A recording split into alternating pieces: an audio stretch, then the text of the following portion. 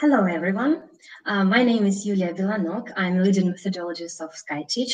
And today we have a very special guest, Anna Gorizontova. Let me tell you a few words about her. She's the Deputy General Director of Language.Prosvescheniye and a candidate of historical sciences. She was the head of the representation office of Pearson Publishing in Russia and was the head of the Department of English Language Examinations of Cambridge University. So due to some circumstances beyond our control, Anna couldn't give her speech at Skyteach Festival, but we are all very lucky today because she's ready to do that now. Anna, hello. Thank you very much for coming. Hello. Thank you very much for inviting me. It's a pleasure for us, first of all. In a couple of seconds, Anna is going to talk about 10 myths and misconceptions about international language exams. So the topic is very popular with teachers, even burning, I must say. So we're all ears, and I'm so happy myself to have such opportunity today. So if we are ready, Anna, could you start sharing your presentation? Sure. Dear teachers, and while we are listening, you can ask your questions in the chat box, which you can see on the right, if I'm not mistaken, and our presenter will answer all your questions at the end of her speech. So, and I hope Anna is ready, and I give floor to Anna. Yeah, everybody can see the slides. Yes. Okay, good.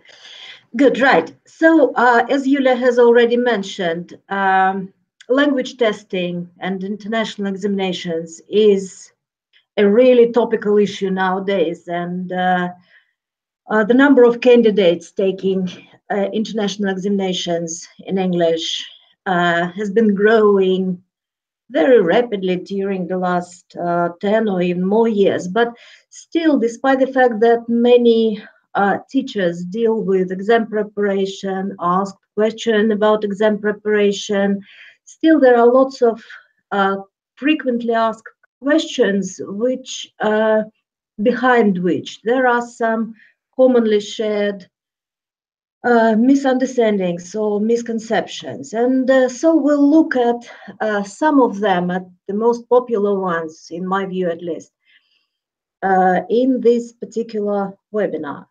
So the first basically concerns the variety of language exams. There are so many of them. What is the difference? How to choose the right one for my students and for myself? Well, I would say that in order to answer this question to yourself, first of all, or your student, you need to have the understanding of two main things, which in many ways open doors to better understanding of exams. First of all, it's the Common European Framework of Reference, or CFR. Общеевропейская шкала языковой компетенции, да, as it is translated usually into Russian. So, as you definitely know, Common European Framework of References divides all users of a foreign language, not necessarily of English, any, in fact, and Russian as a foreign language is also described by along the lines of Common European Framework Reference into three big groups. A, which is the lowest one, B in the middle, and C the top. And each of those levels is subdivided into two. We'll have a look at that in more detail a little bit later. And actually departs from the concept of language user, not of a professional linguist or translator or teacher, because for those professions, you need to have some special extra set of skills. But in terms of users, so basically a Common European Framework describes language ability in very simple terms with so-called can-do statements. At this level, I can, for example, if it is a lower level, I can tell about myself, main things about myself, my name, my age, where I come from, and understand similar information in return. Read very simple texts, and so on and so forth. And another thing which we need to take into account when we try to make sense of large, wide variety of international examinations is that there are two basic types of language exams. So first, what we call level exams, or in Russian, the official term is экзамен на подтверждение заявленного уровня. So the most well-known ones for everybody would be, for example, our national exams or ГЕГЭ.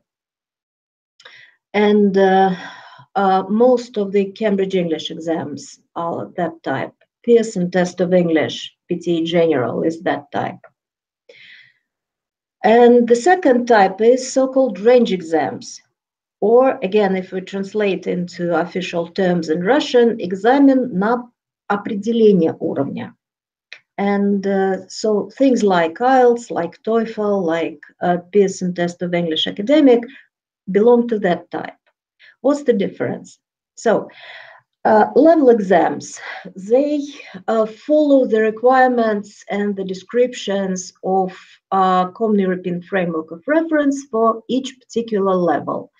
That does not 100% relate to our national exams, but still they can be put to the Common European Frame of Reference scale, and we can say where they are more or less.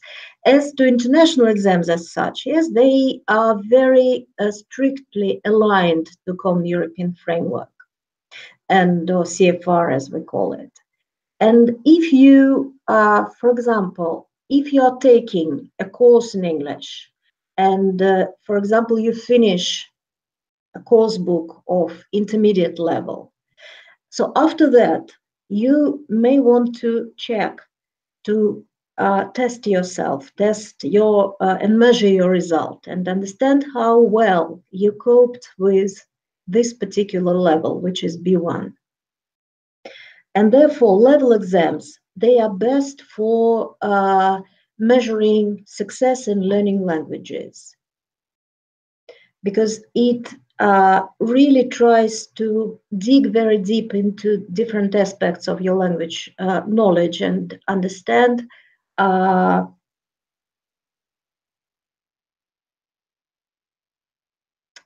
than where you are. Is it the beginning of the level, the middle, the high border of that, the border with the next level, and so on.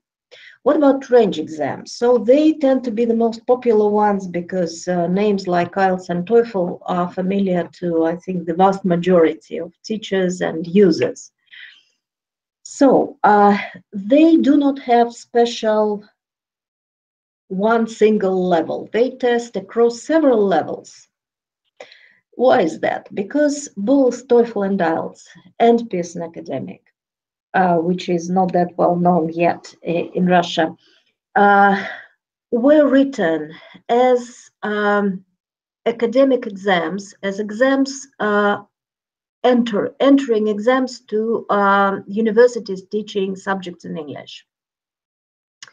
And it is common knowledge that in order to be able to learn in English, to study in English, any student needs to have C1 level of English, advanced. And so both IELTS and TOEFL and Pearson Academic also are C1 level exams. And basically what they do, they try to understand how far you are from this benchmark, from C1. Are you there or you are not? And so while level exams show what exactly you know within this particular level, IELTS and TOEFL show in many ways how far you are still from your target. So basically, they do not give you any, unless you are C1, they do not give you any positive information about your achievements, your strong, sides and some drawbacks maybe in your language command, but they just say, okay, fine, as another level you have to cover before you get to the desired and to the target level. Now, if we look at exams in the CFR in more detail, so this is what I told you previously. There are 6 levels from A1, which is the lowest one, to C2, which is the level of an educated, well-educated, university-educated native speaker. Advanced is the level of an average school graduate in an English-speaking country. And this is, therefore, it is enough to study in English at the university, for example. And so I placed all existing exams, Pearson range, then Cambridge exams, as they are as they relate to CFR. And in the right-hand part of the table, you can see IELTS and Pearson Academic and TOEFL actually somewhere there as well, which tests across several levels, but in a limited number of levels, because again, those are university entry exams, and they are not dealing with low levels, because it is evident that if you are, say, A2, you can't dream about studying in English. Then let's look at the second myth, or second question, if you wish. Exam preparation does not help language teaching. It interferes with it, because many of us are familiar with drill for, say, ЕГЭ, not just in English, in some other subjects. We desperately try to prepare somebody for a certain exam without necessarily being able to teach them what they need to know for that exam. Basically, I think this is a very wrong thing to do first, and the very wrong thing to admit, because if a student is at the right level, then exam, as I said already, is an excellent tool to measure student's success, and to identify maybe some difficulties or weak points which he has or she has at the moment. And the golden rule is basically we can only test what we teach. Because if, for example, we taught during, say, a week or a term, say, past tenses, and haven't touched upon, for example, future tenses at all, or perfect tenses, then we can't give a test which contains tasks which where a student will need to use perfect. Okay, and this is not just about tenses. This is not just about grammar. This is about everything. So if we teach grammar translation, then it is very wrong to test students with a communicative exam, and vice versa. Well, vice versa, it usually works better, because those who are good at communicative command of English, then the practice shows that they cope with grammar translation tasks easier than others. So exams and, well, the tests we use and teaching, they need to talk to each other. They need to influence each other. There needs to be very tight and very deep interconnection between those things. Otherwise, really, we are putting our students in a difficult situation. Myth number 3, which this is a question which I have been asked quite often. Do I need to get some sort of certificate or special training to teach for exams, international exams? Basically, no. Nobody, no exam board, be that Cambridge, be that Pearson or ETS, which produces TOEFL, they do not demand any kind of certification from teachers who want to prepare their students for exams. So, but there is a set of things which we need to be aware of and to be very well familiar with when we start preparing somebody from an exam. So first of all, what is tested? For example, in this particular part of the reading exam, what do we test? Is it reading for details? Is it reading for general understanding? Is it reading for extracting some specific information? Then the next thing is, what are the assessment criteria? This, first of all, relates to speaking and listening, or excuse me, speaking and writing, to productive skills. Because for reading and listening, definitely you can just check by ticking the right answers, the correct answers. And also we need to understand, in order to teach, to prepare our students properly, how to develop necessary exam skills or strategies, because otherwise they will, even if they are at the right level, if they have very good English, sometimes just coping with different types of exam tasks tends to be difficult unless they were prepared properly. Myth 4, again, this is something that parents always are worried about. All examiners must be native speakers.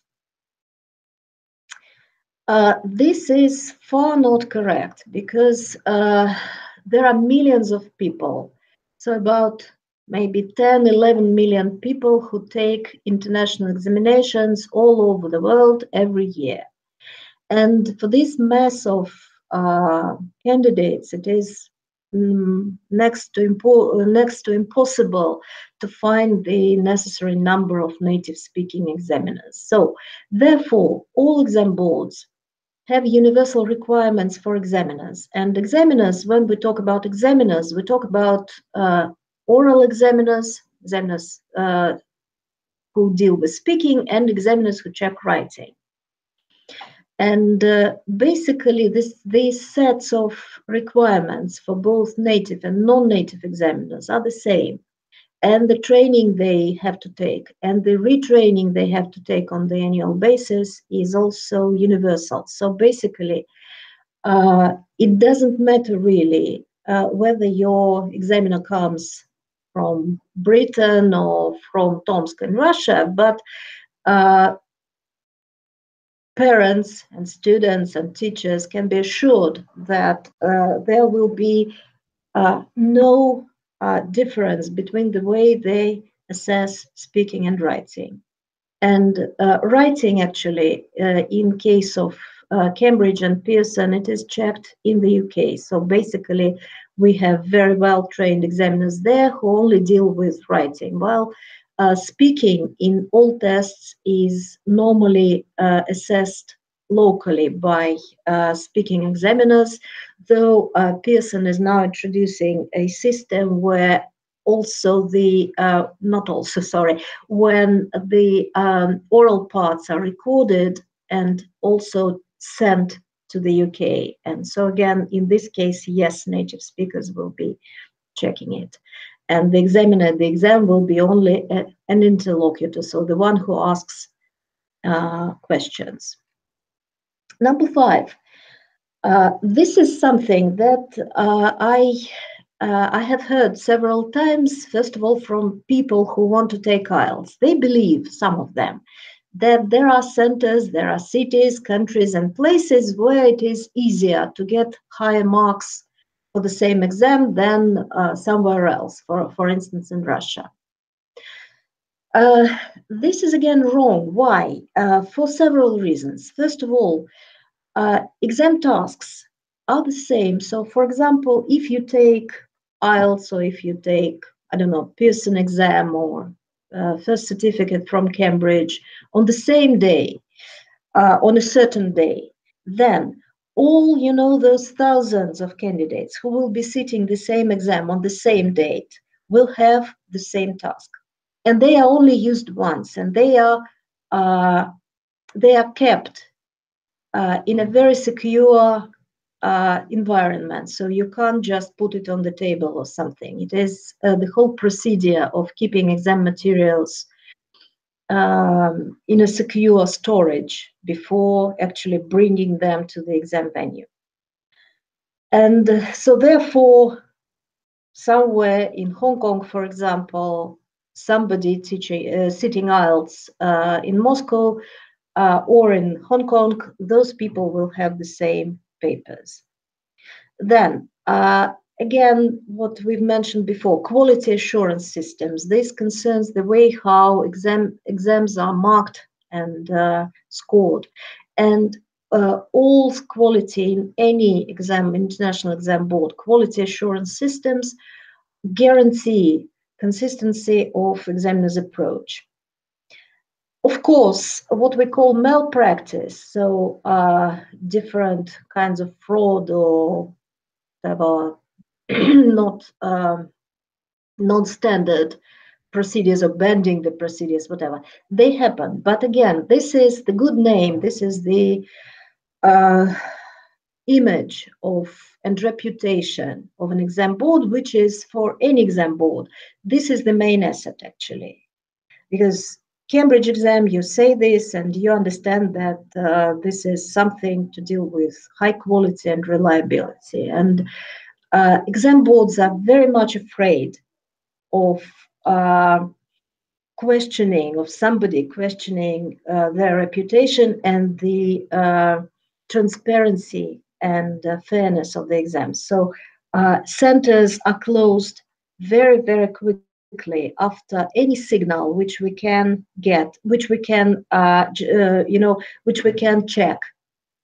And in my 6 years with Cambridge English, I think we were closing down on 1 or 2 centers every year, not necessarily for malpractice, maybe for underperformance, but anyway, we always keep our eye on all exam centers and make sure that they follow all the required procedures. The next thing is something that parents ask quite a lot, because when you come to a school, for example, and try to promote or try to present to parents and teachers exams for young learners, for example, for children who are aged 7 to say that, well, at some stage my son or my daughter will probably need an international certificate, but we will see it, we will start preparing for the exam then. Why should I bother about something that doesn't open doors to good employment or academic career? And there are several answers which work in this case. Because first of all, parents nowadays, it's not a secret, they really prioritize English over many other school subjects. And they are investing a lot of time and even money into that, sending children to take different courses after classes, checking whether the standard of English teaching at school, at their state school, is good, is well enough. And so therefore, for parents, any international, absolutely external, absolutely objective, vice versa, objective exam is really invaluable to measure not the progress of their children and also the effectiveness of their own investment into their children's language education. Then we do not know how many exams our children will have to take during their life, because we all need to adjust to the changing labor market, to the changes in our own professions, and the new exams are inevitable even after they graduate from a university. So the more they take exams, and all international language exams, they are very user-friendly, they are very motivating. Nobody really leaves the exam room, scared or with any negative feelings about what has just happened. So this experience is really invaluable. It will help in future, and maybe not just with language exams. And the final point, I think it is very important also, because from, well, at least my childhood, I remember, all sorts of tests and exams as a sort of punishment. Aha, you were not working enough during the semester, now we'll show you who is the boss here. And language exams, international language exams, they are developed in order to, as we say, celebrate achievement. It's not about finding or identifying your mistakes and punishing you for those mistakes. It's about motivation, first of all. So therefore, it gives an impulse to any language learner to continue learning the language, to continue progressing in language.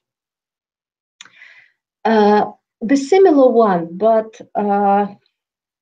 already about slightly older group of candidates. Okay, I understand that I will need a certificate if I want to study abroad. But since I'm going to stay in my own country, why should I again bother to sit, to pay for an exam, to prepare for an exam, if I'm going to stay in my own country? Well, actually, there are a number of very interesting developments currently in the labor market, because many employers, they try to introduce some objective and commonly accepted criteria for measuring the proficiency level of their future or existing employees in English.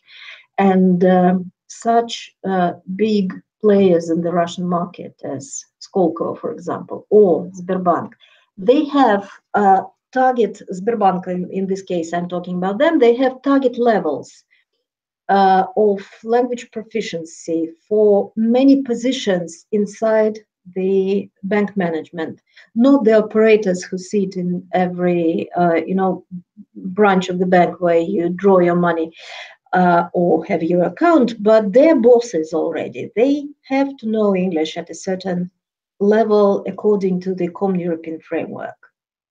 And if you are able to bring a certificate, so you then have this part of your work burden, of your workload taken off you. And they really welcome people who have good proficiency in English. And international companies working in Russia, there it is, in many cases, there is a must. And finally, to finish with this point, there is a growing number of Russian universities which accept international certificates for entering MA programs, magisterские, or postgraduate aspirantura.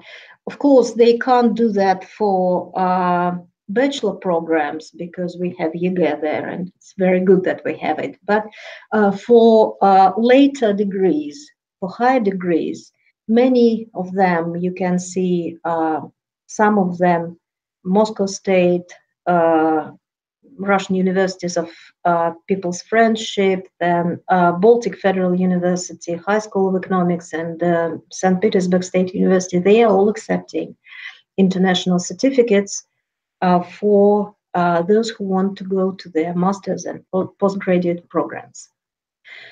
The next set of myths is connected with exams themselves, with what happens at the exam.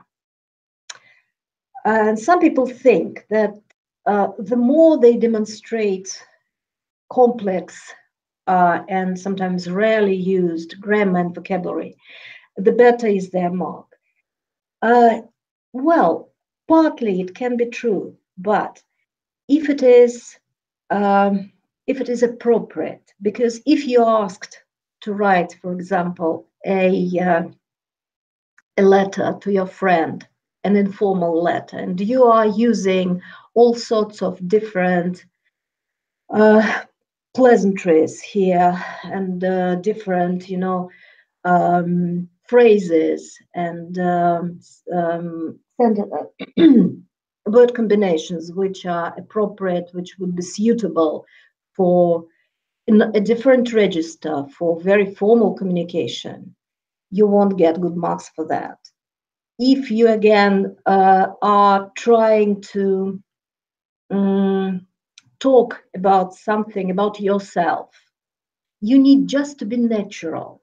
This is the main thing. So to be natural, you need to understand registers. What is formal, what is semi-formal, what is absolutely informal. So yes, it is very good to be acquainted with complex grammar and vocabulary and be able to use it, but only if this suits the task you are dealing with. The next one is about reading tasks. And interestingly, I think it's not just typical for our national exams, where traditionally the lowest scores children get is reading.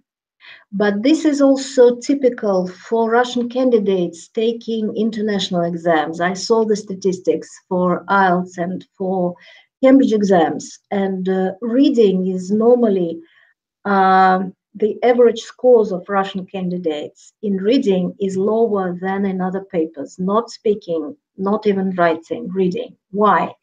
Because we do not teach them to understand what is the purpose of each task. We teach them to read, sometimes, not all of us, but often, we teach them to read the whole text with detailed understanding, with understanding the meaning of every single word, and so on and so forth. And in fact, we are making them translate in their head the whole text, although they might need only, bits and pieces from this text, because if they need to find, what happened on a certain date, so you just need to teach them to spot this date in the text and to read around this date. So what event this date relates to. If you need to read for detail with detailed understanding, again, there's no exam where questions on detailed understanding relate to the whole text. It might be very long, but you again need to teach students to find where exactly, in which paragraph, the information they are looking for is sitting, and read very, very attentively this particular bit. And what to do if you do not, or if a student comes across an unknown word, and this word is really, really critical, because we might have lots of them in the text, but if this is the sentence which you understand answers the question which you are dealing with at the moment, then what can we do in this case? This is about developing compensatory skills.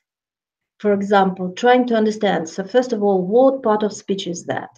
Does it have a positive, if it is, for example, an adjective? Does it have a positive meaning, negative meaning? So how does it characterize the noun which it relates to? And compensatory skills, they are also important for speaking, for example, because you might forget a word. We all do that. And it is quite natural. It's very human.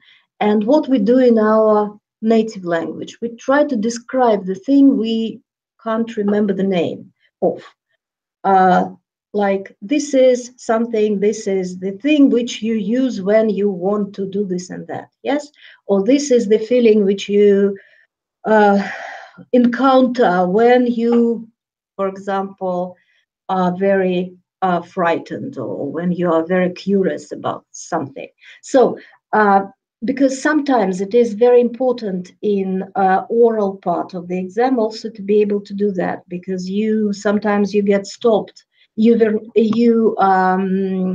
get stuck at some point because of forgetting a word, and you need to have those compensatory skills in order to go around this problem and to suggest some other solution to it.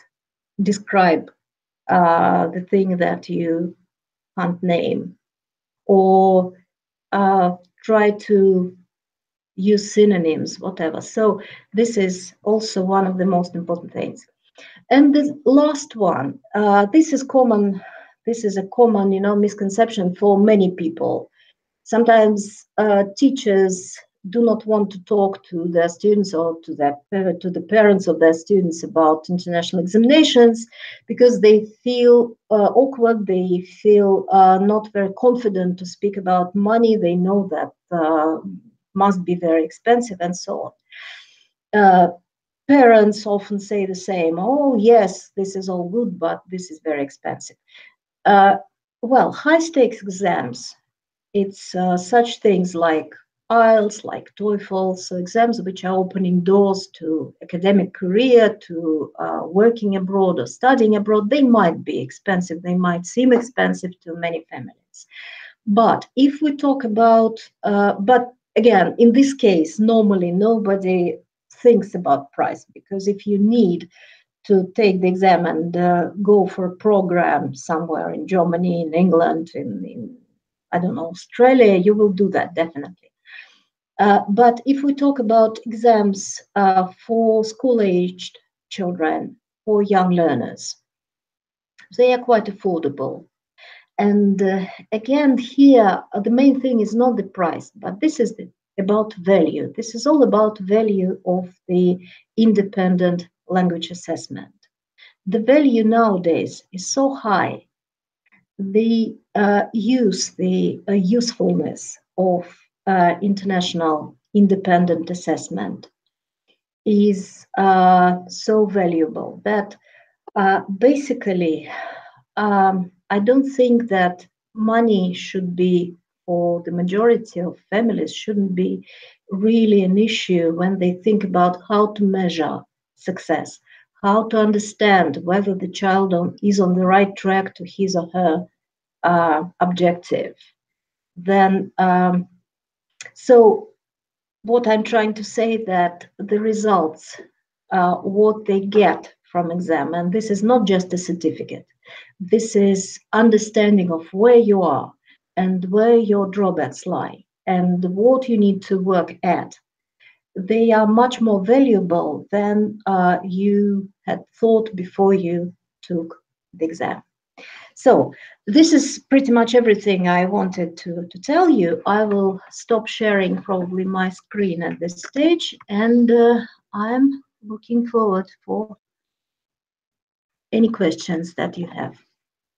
Anna, thank you very much. That was really useful, dispelling these 10 myths. I thought I knew a lot about international exams, but still know lots of new information for me. Thank you very much. And there are some questions for you in the chat. First of all, I see that IELTS is in great demand today, and have a couple of questions about it. So Irina asks, what are the best resources for preparing for IELTS are? Maybe you can suggest some websites, maybe some course books. Just share your experience, please. Well, I think that the quality of different books which are produced by different publishers is well, equally high, but definitely everything depends on your own preferences, what you like, because if you like more academic approach, then Cambridge should be your choice. If you like something more innovative, then maybe Macmillan. But for me, for example, for IELTS, I always, with my private students, for example, and when I'm talking to teachers, I can't really recommend anything because, again, this is my choice. I'm not trying to impose it on you, but I prefer really Pearson, because this is a very good balance between systematism maybe of the approach and very good methodology, which really involves students into the process.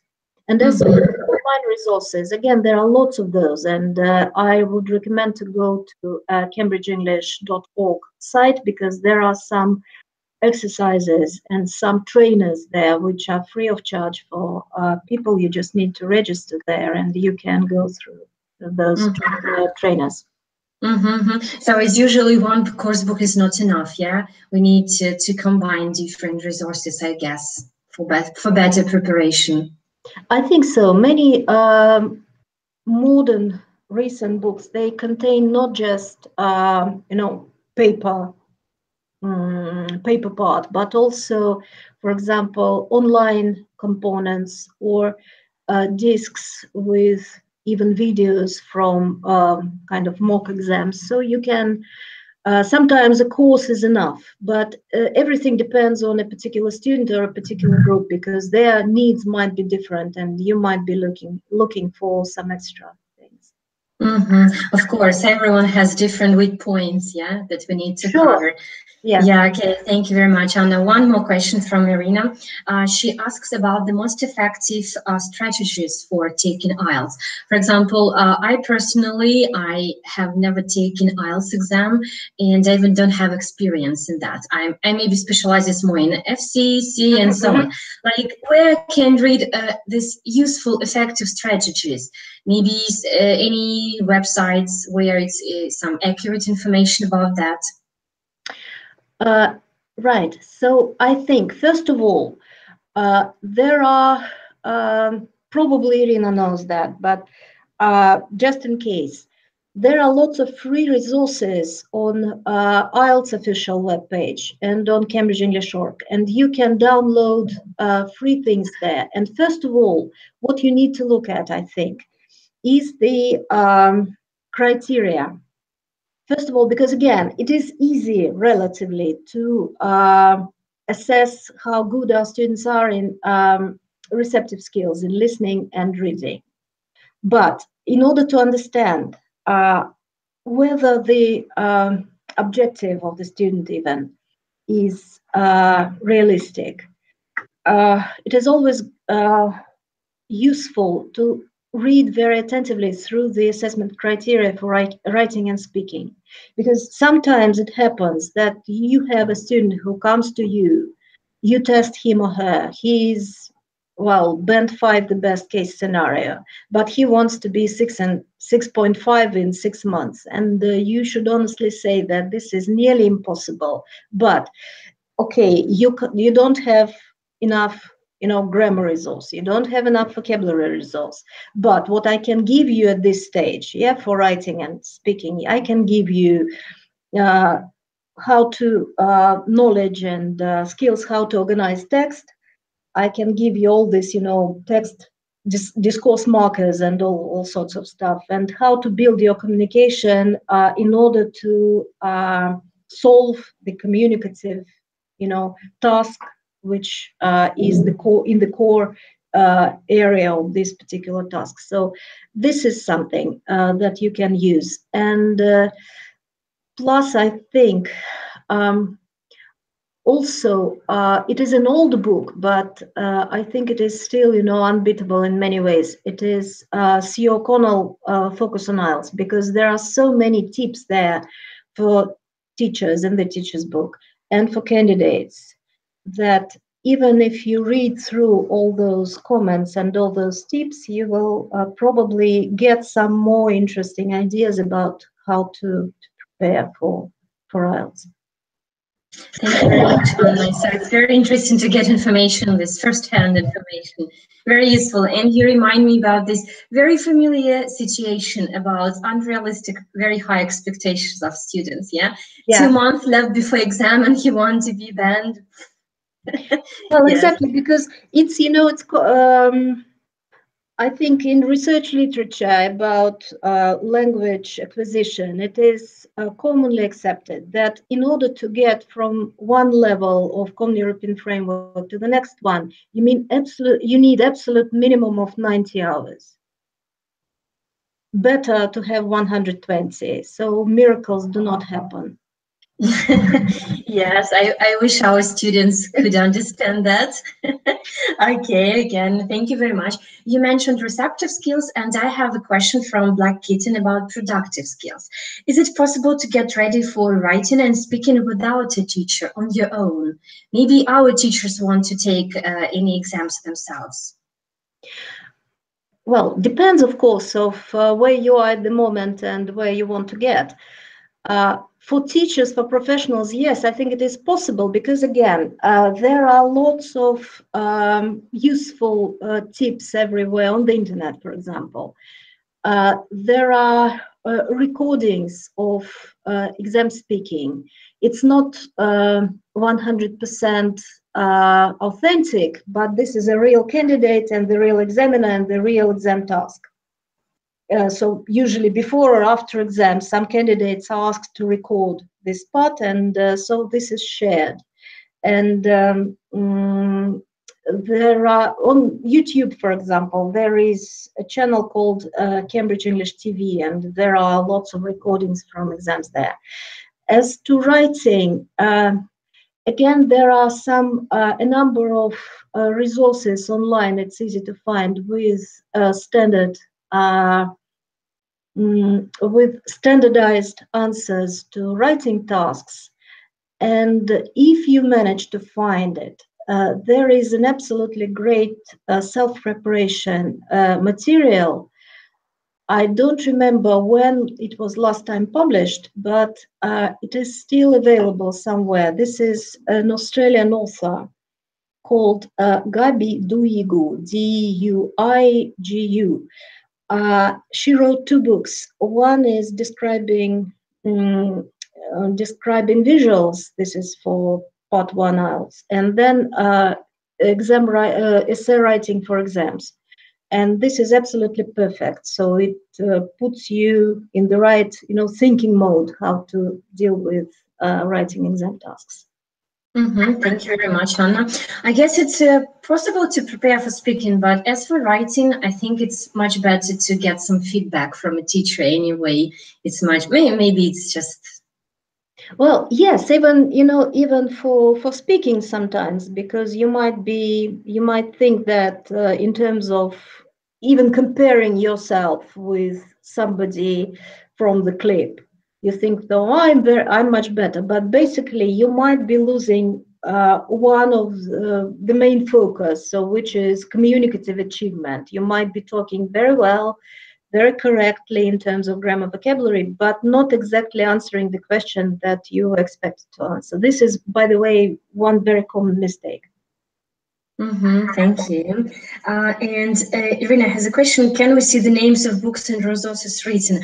Irina, I guess we ask Anna after this talk, maybe to write a message for us, and we can post the names below our live stream. Maybe you can see that here. No, not to lose our precious time, because we still have some questions.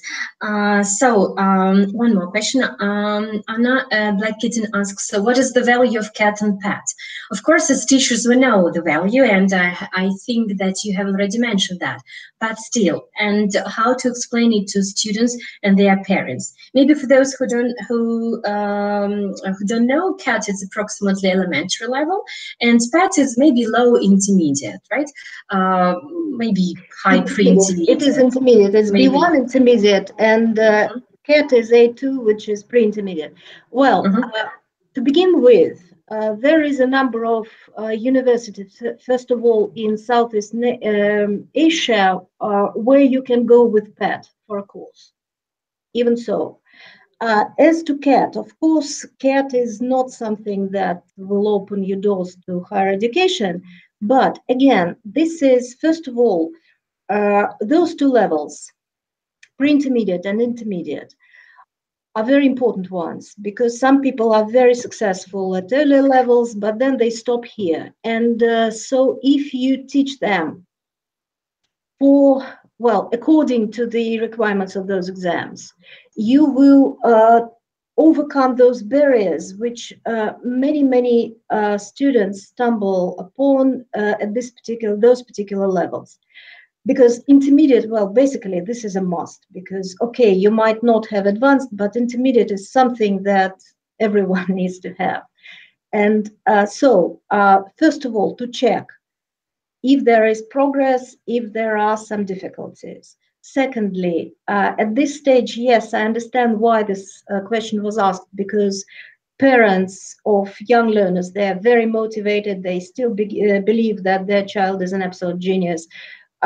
When they are, say, 14, 13, so you start struggling already with teenage, problems, and the level of English is maybe on the 100th place of your priorities. But still, thinking about future, because many of them will be taking ЕГЭ, for instance. And those, again, if you look at those who did very well at All Russian Olympiads, you will see that most of those children have certificates of, say, B1, B2, or even C1 level. B1 is a little bit low for that, but anyway. So basically, this is a track. This is, like a staircase where you need to climb from one step to another. And at every step, it makes sense to measure. Have you made the right step? Are you at the correct level or not? So these are my main arguments. Thank you very much for your answers. And Andy, I have a question for me, if I can. I'm very interested to know how to become a Cambridge examiner. What are the requirements? Is some special knowledge or some qualifications or experience? And how are they trained? Maybe how much time do you need to become an examiner? Well, first of all, the responsibility for training and retraining examiners and for recruiting examiners lies on authorized exam centers. So if anybody wants to become an examiner, you need to somehow write phone or whatever, liaise with an exam center and ask them whether they're interested in having more speaking examiners. Then what happens next? The center, if they want you, they will fill in so-called nomination form for Cambridge already. What is necessary to, what are the requirements? So first of all, the level of English, 2 levels higher, 2 common European levels higher than what you want to test. So for example, if you want to run CAT, which is A2, then you need to have B2 yourself. And this needs to be proved by an international certificate, any, in fact. But, well, Cambridge, IELTS, TOEFL, Pearson academic, everything is fine, normally. Then the second thing is at least 3 years experience of teaching and some professional qualification. So that can be university diploma, English, teaching English as a foreign language. This can be something like CELTA, so any of that. And if you want to test high levels, for example, C1, C2, there is nothing, 2 levels higher than that. Then you just need to have an experience of testing, usually of examining. And then exam center organizes training. There are special people trained to train the examiners. And they do that. This is not a very long procedure. This is a couple of days, but you need to be trained for each particular exam. You can't just take the overall training and exam everything. No, just one for CAT, one training for CAT, one training for PET, and so on. And then on an annual basis, you need to be coordinated, as they call it. So again, you meet with this group of examiners, meet with the trainer, and the trainer, they, for example, look at the video of speaking exam, and they are marking together and then discussing where the discrepancies between different people were. So this is how it works. And do they get this special 2 days training locally? Like, can I get it in my city if I have Cambridge centers? Right? Yeah. It is done locally.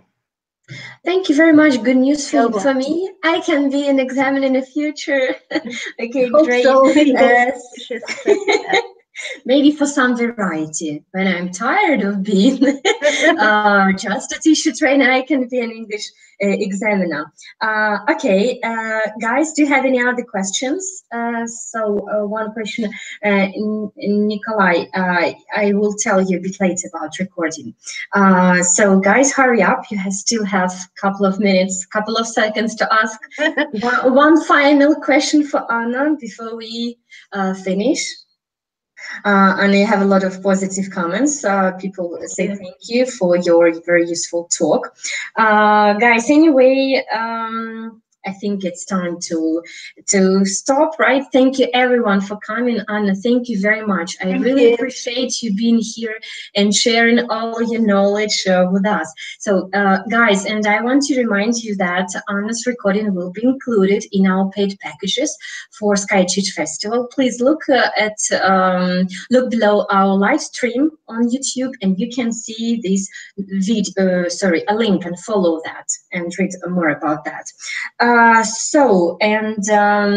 our next live stream will be on the 12th of April. So follow our news and see you next time. Anna, thank you again very much. Thanks a lot. Have a nice day. So thank you, you too. Thank you very much. Bye-bye. Bye.